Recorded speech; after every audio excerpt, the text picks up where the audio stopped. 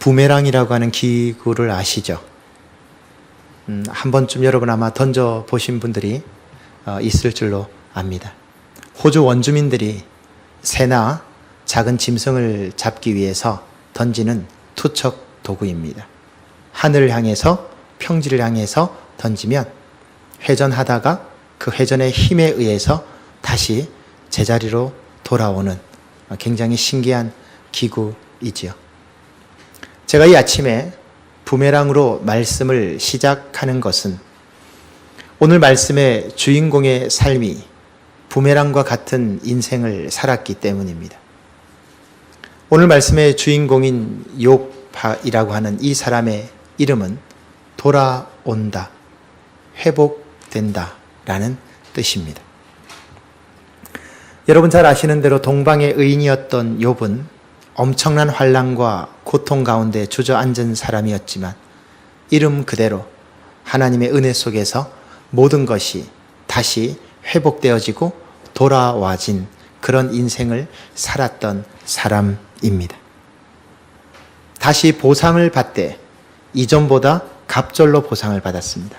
재산도 갑절로, 자녀도 갑절로 보상을 받은 사람이 바로 욥이죠. 욥의 시작은 굉장히 불우하고 어렵고 힘들게 시작하지만 욥기의 마지막은 모든 축복이 다시 되돌아온 해피엔딩으로 끝나는 이야기입니다. 세상 살기가 어렵다고 하지만 아무리 어렵다 할지라도 우리가 욥과 같은 신앙과 믿음의 자세를 가질 수 있다면 우리 또한 하나님 앞에서 다시 돌아오는 은혜의 축복을 누릴 수 있지 않을까 하는 생각이 듭니다. 오늘 말씀을 통해서 욥과 같이 부메랑처럼 다시 되돌아오는 하나님의 은혜를 경험하는 사람은 어떠한 사람이며 어떠한 신앙적인 자세를 가질 때 하나님의 은혜가 부메랑처럼 다시 돌아와서 회복되어지는가, 그것을 좀 함께 생각해 보기를 원합니다. 그래서 저는 욥의 신앙을 부메랑 신앙이라고 생각합니다. 부메랑 신앙에 대해서 함께 생각해 보도록 하겠습니다. 먼저 우리가 생각할 것은 어떤 환난에도 흔들리지 않는 것이 부메랑 신앙이라고 말씀합니다. 본문 13절의 말씀을 보시기 바랍니다. 본문 13절은 하루는 이라는 말씀으로 시작을 하죠. 평범한 일상, 행복한 하루, 그지없이 평온한 하루의 삶을 시작합니다. 그 장면이 어떻게 시작됩니까? 사랑하는 욥의 10명의 자녀들이 다른 집의 자녀들과 같이 똑같이 즐거운 식사의 시간을 보내고 있습니다. 행복하고 복된 시간입니다. 그런데 15절에 가면 갑자기라는 단어가 등장합니다. 하루는 이라고 하는 일상의 평범함 속에서 갑자기라고 하는 모든 것이 뒤집어지는, 모든 것이 반전되는 급진적인 사건이 일어나는 겁니다. 하루는 이라는 일상에서 갑자기라는 돌발적인 사건으로 변화되는 것, 여러분 그것이 인생입니다. 그것이 인생입니다. 하루는 이 계속되지 않습니다. 전혀 예상치 못했고 생각지 못했던 갑자기라는 사건이 저와 여러분의 삶을 공격해오고 엄습해와서 우리로 하여금 무너지게 만드는 것이 인생이라는 것입니다. 어느 누구도 이것을 피해갈 수 없는 거죠. 그 갑자기라고 하는 내용을 보시면 가히 충격적인 내용입니다. 여러분 15절에 어떤 일이 일어납니까? 아프리카의 스바라고 하는 지역의 사람들이 갑자기 공격을 해서 그 모든 것들을 다 죽여버립니다. 가축대를 빼앗고 종들을 다 죽여서 한 명만 살아남아서 돌아옵니다. 16절은 어떻습니까? 갑자기 하늘에서 불이 내려와서 목장의 양떼들을 다 불태워버렸습니다. 17절은 어떻게 됩니까? 다른 지역에 있는 사람들이 갑자기 나타나서 욥의 가장 중요한 재산인 낙타떼를 다 빼앗아버리고 종들을 다 죽여버렸습니다. 갑자기 일어난 일입니다. 그뿐입니까? 18절과 19절의 말씀을 보십시오. 집에서 편안하게 즐겁게 식사하고 있던 욥의 10명의 자녀들 그 장소에 갑자기 바람이 불어서 기둥이 무너지면서 집이 내려앉아 10명의 자녀들이 그 밑에 깔려서 한꺼번에 다 죽었습니다. 갑자기 일어난 일입니다. 순식간에 일어난 도무지 이해할 수 없고 도무지 받아들일 수 없는 환난. 막을 수도 없고 피할 수도 없고 생각조차 할 수 없었던 환난이 갑자기 들이닥친 겁니다. 모든 게 날아가 버렸죠? 자식들 다 죽었고요. 재산 다 날렸습니다. 여러분 나중에 아시겠지만 이제 2장에 가고 3장에 가면 자식 다 죽고요. 재산 다 날렸는데 욥에게 악성 피부 질환이 발병하죠. 얼마나 심했는지 기왓장을 깨트려서 온몸을 긁어서 피가 나도 그 간지러움과 고통이 멈추질 않는 거예요. 여러분 모든 걸 다 날린 사람입니다. 하나도 남지 않고요. 모든 걸 다 날린 사람입니다. 이 정도 되면 일반적인 사람이라면 미쳐버리든지 정신줄을 놓아버리든지 아마 폐인이 되든지 자살을 하든지 아마 그 정도 상황이 될 겁니다. 그렇게 하지 않고는 견딜 수 없는 상황이 되었겠죠. 아마 그랬을 겁니다. 근데 여러분 욥은요 흔들리지 않습니다. 욥이 이 일을 당하고 나서 첫 반응이 무엇입니까? 여러분 말씀을 보십시오. 욥의 첫 반응이 어떻게 나옵니까? 20절 말씀을 보십시오. 욥의 첫 반응은 먼저 하나님 앞에 엎드려 예배했습니다. 사건의 현장으로 쫓아가지 않았습니다. 죽은 자식들이 있는 곳으로 달려가지 않았고요. 종들이 죽은 자리도 쫓아가 보지 않습니다. 지금 상황이 어떻게 돌아가는지 그걸 보기 위해서 뛰어가지 않았어요. 욥은요. 머리를 밀고 옷을 찢으면서 하나님 앞에 먼저 엎드립니다. 여러분 결코 쉽지 않은 모습입니다. 받아들일 수 없는 현실 앞에서 수용할 수 없는 현실 앞에서 신앙을 고백합니다. 21절에 뭐라고 고백합니까? 21절에 뭐라고 했습니까? 내가 알몸으로 이 땅에 왔으니 알몸으로 돌아갈 것이다. 주신 자도 여호와시요 취하신 자도 여호와시니 오직 여호와의 이름이 찬양을 받을 것이다. 여러분 이거 기가 막힌 고백 아닙니까?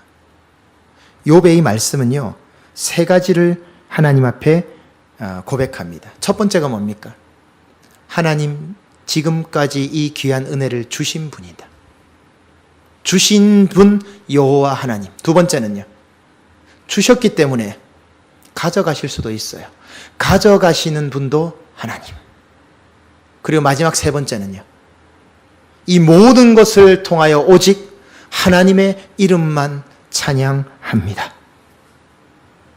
여러분 정말 탁월한 신앙 아닙니까? 우리는 어떻게 할까요? 주셔야 하나님, 더 주셔야 하나님, 대박나야 하나님, 형통해야 하나님, 성공해야 하나님. 근데 여러분 참 죄송한 표현입니다만은 성경에는 성공한 사람들만을 말씀하고 있지 않다는 사실을 아십니까? 성경은 절대로 세상적 성공을 하나님 주시는 복이라고만 절대적으로 이야기하지 않습니다. 오늘 욥의 하나님은 어떤 하나님입니까? 주신 분도 하나님이시고 가져간 분도 하나님이에요. 주었든지 가져가든지 그건 하나도 중요한 문제가 아니라는 거예요. 부자로 살아도 하나님이고 가난하게 살아도 하나님이고 건강하게 살아도 하나님이고 병들어도 하나님이고 많이 배워도 하나님이고 못 배워도 하나님이라는 거예요. 근데 우리는요 그렇게 생각하지 않죠. 내가 원하는 대로 되어야지만 하나님이라고 생각하잖아요. 잘 될 때, 형통할 때, 건강할 때 누구나 다 하나님 찬양할 수 있습니다. 안 믿는 사람도 하늘에 감사해요. 그거하고 이건 달라요. 안 될 때, 망했을 때, 주저앉았을 때, 폐인이 되었을 때, 모든 것을 날려버렸을 때, 내 뜻대로 되지 아니하고 내 계획대로 되지 아니하여서 모든 것을 실패했을 때 여러분 감사하실 수 있으세요? 욥은 그렇게 하고 있잖아요. 욥은 무엇을 깨달았습니까? 마지막 순간까지 남은 것은 하나님이라는 것을 깨달은 사람입니다. 다 날려버리고 비로소 하나님이 전부가 되는 순간이에요. 욥은 그것을 깨달은 거예요. 그것으로 충분하다는 거예요. 하나님께서 욥의 이런 모습을 보신 거예요. 그래서 하나님이 욥을 되돌려 주신 거예요. 진심에서 우러나는 이 고백을 하나님이 듣고 돌려주신 거예요. 저와 여러분에게 이런 귀한 축복의 고백이 있게 되시기를 주님의 이름으로 축원드립니다. 욥이 가진 신앙은 상황과 환경을 핑계하지 않는 신앙이 부메랑 신앙입니다. 이제 사람들은 욥을 비난하기 시작합니다. 오늘 말씀에 읽지 않았지만 그 다음 장인 2장 9절에 보면 가장 가까웠던 부인이 욥을 비난하기 시작합니다. 뭐라고 비난하는지 아십니까? 여러분 한번 보십시오. 2장 9절에 부인이, 다른 사람도 아니고 부인이 그렇게 고백합니다. 하나님 저주하고 죽으라. 망발도 이런 망발이 있습니까? 평생을 같이 살아온 부인이 말합니다. 당신 사는 걸 보니까 아니구나. 하나님 저주하고 그 자리에서 죽으라는 거예요. 나중에 4장에 가서 보면요. 위로하러 왔던 3명의 절친한 친구들이 위로하러 왔다가 욥을 비난하기 시작합니다. 뭐라고 비난하는지 아세요? 네가 뭔가 잘못한 게 있는 거야. 네가 잘못한 게 있기 때문에 그 죄가를 받는 거야. 라고 하면서 위로하러 왔던 친구들이 욥을 비난하기 시작합니다. 그런데 여러분, 욥은요, 부인의 그 저주하고 죽으라는 말과 친구들이 비난하는 말에도 흔들리지 않습니다. 자신의 상황과 형편을 핑계 삼아서 흔들리지 않았어요. 22절에 뭐라고 합니까? 이 모든 일에 욥이 죄를 범하지 않고 하나님을 원망하지 않았다. 여러분, 이렇게 하기 정말 쉽지 않거든요. 쉽게 말씀드리면 이런 겁니다. 지금 내가 당하는 일을 가지고 스스로 정당화하거나 합리화하지 않아요. 사람들이 어떻게 말을 하면 이렇게 말해요. 내가 이렇게 된 것은 저 사람 때문에 내가 이렇게 할 수밖에 없었고 저 일 때문에 내가 이렇게 할 수밖에 없었다라고 말해요. 내 부모님 때문에 내가 이렇게 되었고 내 남편 때문에 내가 이렇게 된 거고 내 자식 때문에 내가 영향을 받아서 이렇게 된 거고 저 친구 때문에 저 사람 때문에 내가 이렇게 영향을 받아서 이런 결정을 내릴 수밖에 없었고 내가 이 지경에 취할 수밖에 없었다라고 말해요. 그러면서 자신의 결정과 자신의 판단과 자신의 상황을 합리화합니다. 그러면서 말하죠. 나는 원래 안 이랬는데 세상이 나를 이렇게 만들었다고 말합니다. 맞습니다. 그것도 틀리진 않아요. 제가 우리 청년들에게 한 2주째 계속 똑같은 말을 하는 게 있습니다. 너희들 아느냐? 조선시대에도 흑수저가 있었다. 아니, 조선시대는 지금보다 더한 계급사회가 있었다. 노비로 태어난 사람은 죽을 때까지 노비다. 인도의 카스트보다 더한 제도가 조선시대에 있었다. 조선시대도 흑수저가 있었다. 맞아요. 분명히 힘든 시기입니다. 지금 우리 청년 세대가 정말 힘든 시기는 맞아요. 그러나 결코 그것을 핑계할 수 없어요. 그러면 여러분이 뒤집어 보세요. 구테타를 일으키든 혁명을 일으키든 뒤집어 보라고요. 그런 잘못된 시스템과 조직을 비난할 시간에 차라리 자기 수양을 더하고 자기 실력을 더 쌓으라고요. 여러분 그렇지 않아요? 그런다고 세상이 바뀌냐고요. 세상에 부정부패가 없어지냐고요. 역사를 통틀어서 모든 조직, 모든 정권, 모든 사회에는 부정부패가 없어지지 않았어요. 모양만 달라졌죠. 조선시대도 흑수저가 있었다고요. 저도 흑수저 출신이에요. 여담입니다마는 그래도 서울 다음으로 큰 도시인 부산에 살다가 왔다고 좋아해서 올라왔더니 서울 사람들이 저에게 뭐라고 얘기한지 아세요? 서울 빼고 다 촌이래요. 제가 그 얘기 많이 들었어요. 저는 부산은 대도시인 줄 알았어요. 저도 어쩔 수 없더라고요. 서울 빼고 다 촌이네요. 촌이래요. 제가 제일 심하게 들었던 말이 뭔지 아세요? 부산에 와이파이 터지냐는 소리도 들어왔습니다. 목사님 사는데 와이파이 터져요? 정말 때리고 싶었습니다. 와이파이 잘 터진다. 빵빵 터진다. 여러분 틀린 말이 아니에요. 틀린 말이 아니에요. 심지어는 왜 나를 이 지경으로 만들어서, 요렇게 만들어서 내가 이렇게밖에 살 수 없냐고까지 말해요. 내가 이렇게 될 동안 하나님 뭐 했냐고 말해요. 그런 말 하는 것도 들었어요. 그런데 욥은 어떻게 하죠? 욥은 그렇게 하지 않았어요. 욥은 이 모든 환경과 형편을 탓하지 않았습니다. 그렇게 하지 않은 데는 이유가 있습니다. 너무 중요한 말씀이라 이 말씀은 좀 같이 찾아보았으면 좋겠습니다. 욥기 23장 10절입니다. 욥기 23장 10절 말씀 우리 같이 한번 찾아서 읽어보기를 원합니다. 욥기 23장 10절입니다.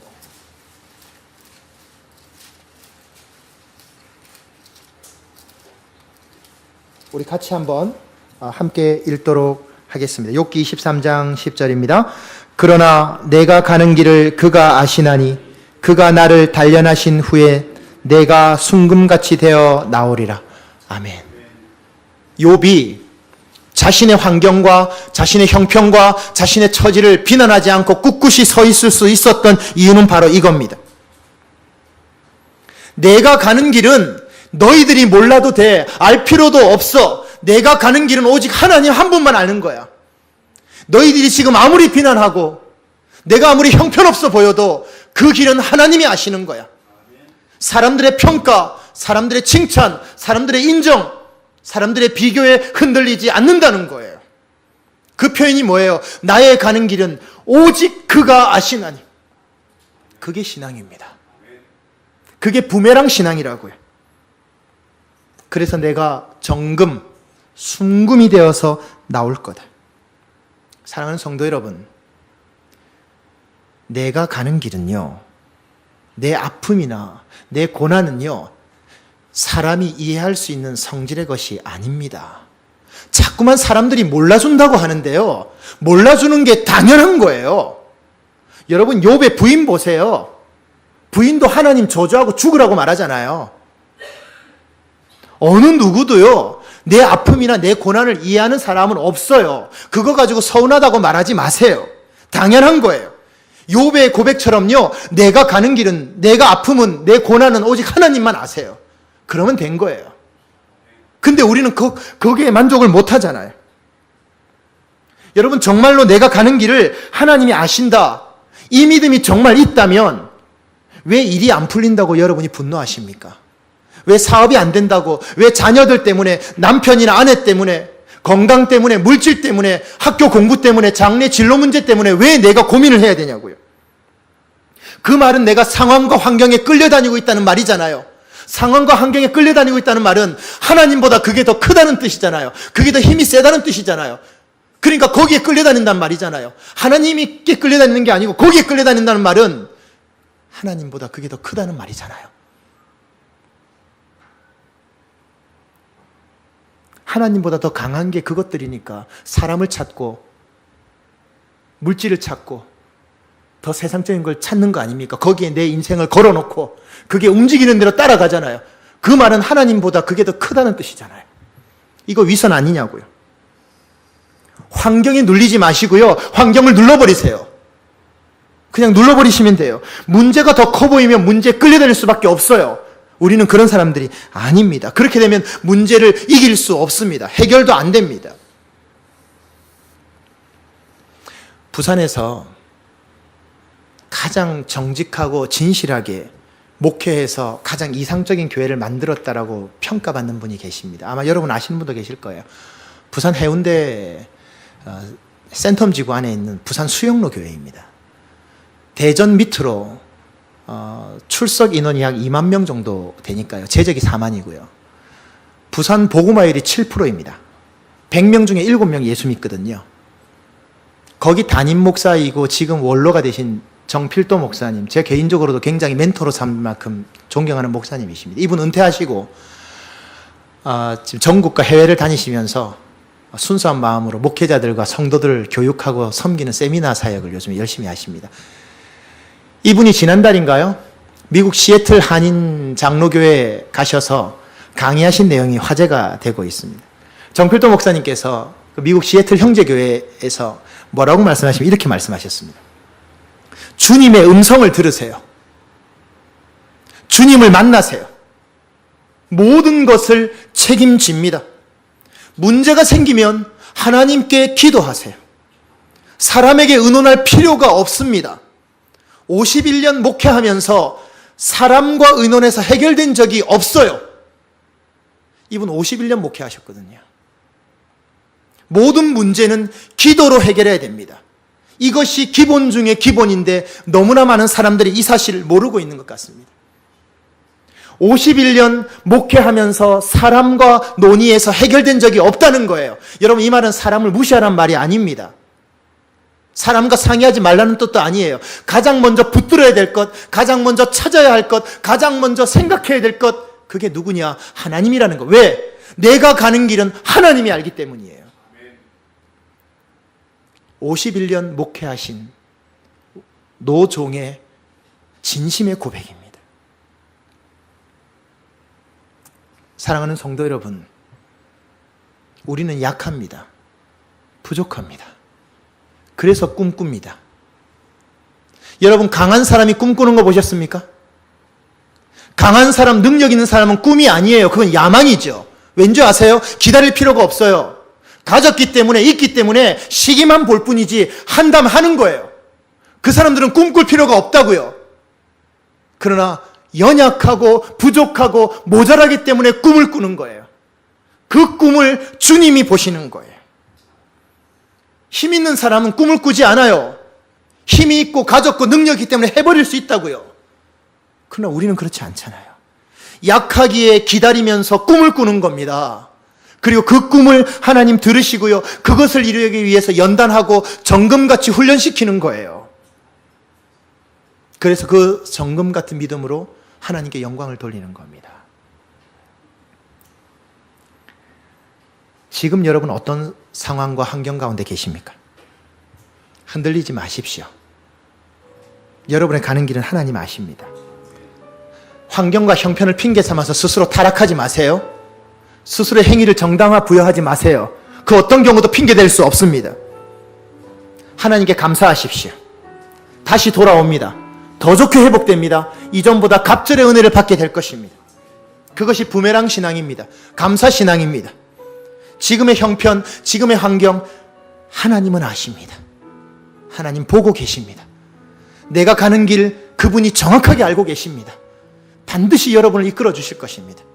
이 부메랑의 신앙, 부메랑의 고백을 가지고 흔들림 없는 믿음의 모습으로 주 앞에 나아갈 수 있는 여러분 되시기를 주님의 이름으로 축원드립니다.